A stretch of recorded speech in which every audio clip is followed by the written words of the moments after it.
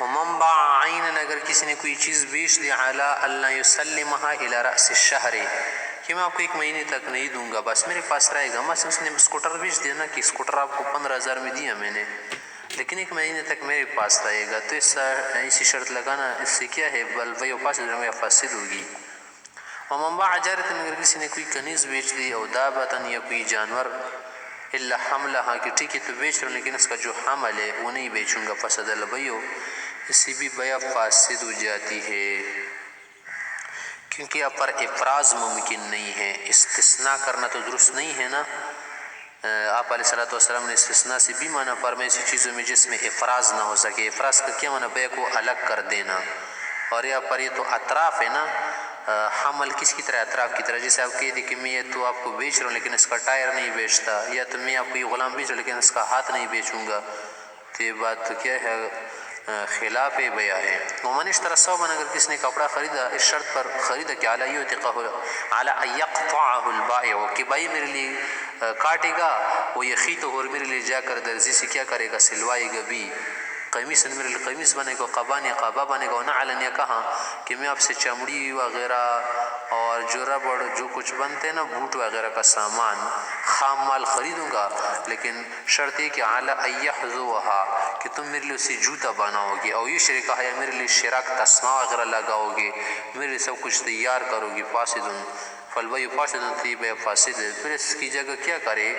استثناء کرے. استثناء میں کیا ہے؟ سامان وغیرہ کا آرڈر دے کہ میرے لیے یہ بناؤ. اس طرح سے والبیع الی النیروز، نیروز تک کیا کرنا؟ بیع کرنا یہ بھی ممنوع ہے. نیروز اصل میں لفظ ہے نوروز، نیا دن، نیو ڈے. نئے دن کو کہتے ہیں نیا سال جو ہوتا ہے نا، نیو ایئر، اس کو کہتے ہیں نوروز. اس سے عربی میں کیا بن گیا؟ نیروز، کہ نیا دن ہوتا ہے نا سال کا. اگر اس دن تک کیا کر دیا؟ بیچ دیا، جو کیا ہے گرمی کا پہلا والا دن ہے. اور اس میں کیا ہوتا ہے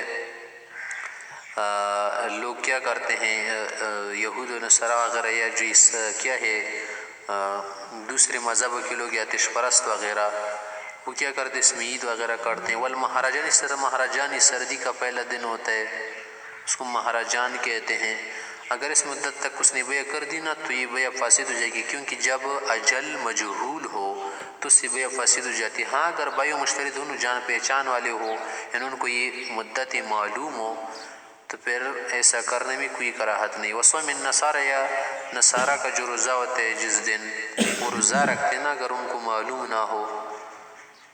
اسی طرح سے وفطر الیہود، اور یہود جو افطار کرتے ہیں.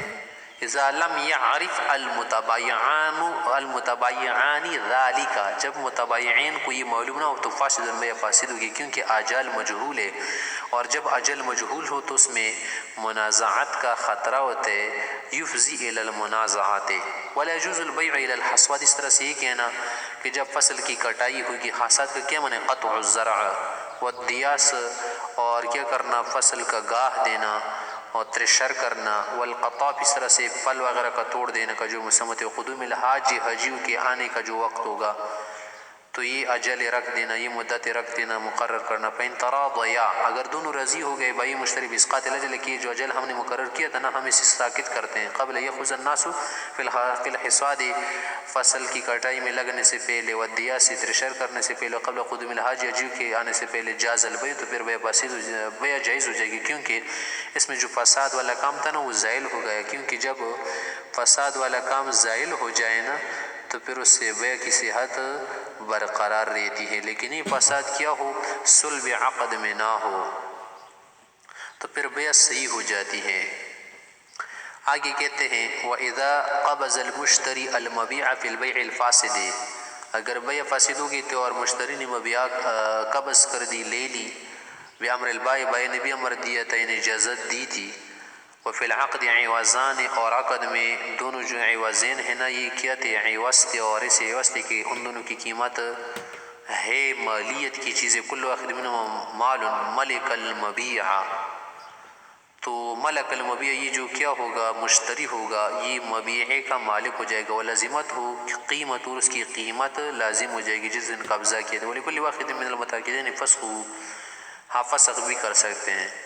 فإن باعه المشتری نفذ، اگر مشتری بیچ دینا تو اس کی بیع بھی نافذ ہو جائے گی. کیونکہ اگرچہ یہاں پر کیا ہے فساد تو ہے لیکن اس سے یہ کیا ہے ملکیت سے مانع نہیں ہے۔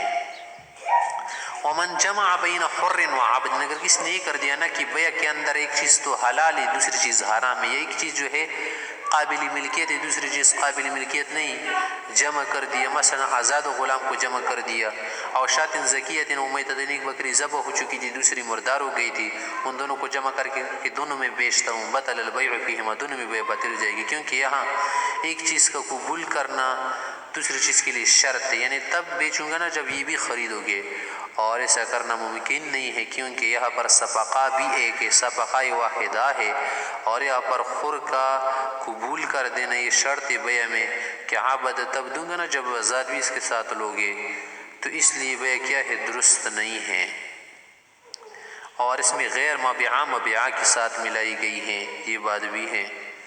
آگے کرے ومن جمع بین عبد و مدبر، اگر مدبر کو جمع کیا اور غلام کو مدبر سے مدبر مطلق مراد ہے، اور بین عبد و عبد غیر، اپنا غلام اور دوسرے کا غلام ملا، صح البیع فی العبد بحصته من الثمن، اس کا جو اپنا والا حصہ ہے نا غلام مثلا، تو اس میں تو بیع صحیح ہو جائے گی لیکن دوسرے میں صحیح نہیں ہوگی۔ ونہا رسول اللہ صلی اللہ علیہ وسلم عن النجش، آگے فرمایا کہ پیغمبر صلی اللہ علیہ وسلم نے نجش سے منع فرمایا ہے۔ نجش کا کیا معنی ہے؟ نجش کا معنی یہ ہے نا کہ کسی اور کو دھوکہ دینے کے لیے کیا کر دے، قیمت بڑھائے، خریدنا تو اس کا مقصود نہ ہو، سیانہ بن کے کیا کرے، زیادہ قیمت لگا چڑھا کے کہے کہ میں تو آپ سے یہ چیز اتنے میں خریدوں اور وہ اتنے کا نہ ہو، لیکن وہ کیا کر دے کسی اور کو دھوکے میں ڈال دے کہ یہ کیا ہو جائے، برانگیختہ کر دے اسے، اور اس کو کیا کر دے اس میں ڈال دے، اس کو کیا کہتے ہیں، نجش کہتے ہیں۔ وعن السمع علی سمع غیرہ، اس طرح اگر کوئی آدمی بھاؤ تو کر رہو نا، خرید رہو، تو اس وقت اس کے پاس آ کے اس کے لیے کباب میں کیا بننا، ہڈی بننا، تو یہ بھی صحیح نہیں ہے۔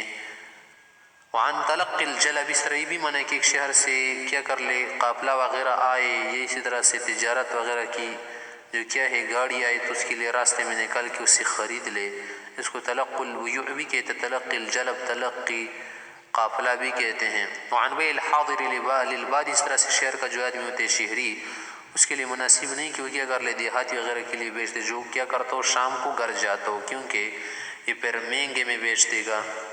والبیع عند الاذان الجمعہ، اس طرح سے جمعہ کی جو اذان اول ہوگی نا اس وقت بھی بیع کرنا مکروہ ہے، لیکن جاتے جاتے بھی مکروہ نہیں ہے، مسجد کی طرف جا رہے، وکل ذلک کرو، یہ سب مکروہ ہے، ولا یفسد بالبیع، بیع سے فاسد نہیں ہوتی۔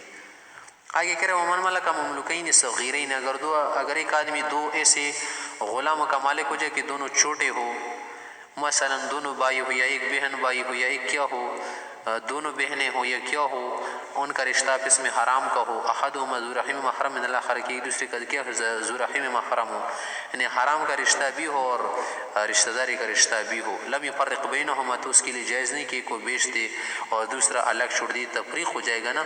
اور پیغمبر صلی اللہ علیہ وسلم نے فرمایا ہے کہ جو کیا کر دے والدہ اور بچے کے درمیان یا دو ایسے رشتہ داروں کے درمیان تفریق کر دے، اللہ اس سے کیا کر دے گا، رشتہ داروں کو قیامت کے دن جدا رکھے گا، تو تفریق نہیں کر سکتے۔ وہ کذالک اذا کان احدهما کبیرا والآخر صغیرا، یا ایک بڑا ہو دوسرا چھوٹا ہونا، تو اور رحم ذو رحم محرم کا رشتہ ہو، دونوں لڑکے ہو یا دونوں کیا ہو لڑکیاں ہو، یا ایک لڑکا دوسرا لڑکی ہو لیکن رشتہ ذو رحم محرم دونوں کا ہو، تو پھر اسی صورت میں نہیں بیچے گا، کیونکہ اسی صورت میں بھی کراہت ہے ان کا رشتہ جدا کر دینے، اور چھوٹے جو ہوتے بڑے سے انسیت محسوس کرتے ہیں نا، فإن فرق بینہما کره ذلک وجاز البیع، تو جائز ہو جائے گی۔ وإن کانا کبیرین، ہاں اگر دونوں بڑے ہو یا بڑی ہو، اگرچہ رشتہ ذو رحم محرم کا ہونا، تو فلا بأس بالتفریق بینہما، تو پھر جدا کرنے میں کوئی غلط نہیں کہ ایک کو بیچ دے دوسرا چھوڑ دیا، ایک کو بیچ دے دوسرے کسی اور کو بیچ دے، کیونکہ اسی صورت میں وہ بڑے ہو چکے ہیں اور اپنی حاجات بھی پوری کر لیتے ہیں، پوری کر سکتے، اور ساتھ ساتھ جب آدمی بڑا ہو جائے نا تو کسی کا اتنا محتاج نہیں بنتا جتنا کہ بچپن میں ہوتا ہے۔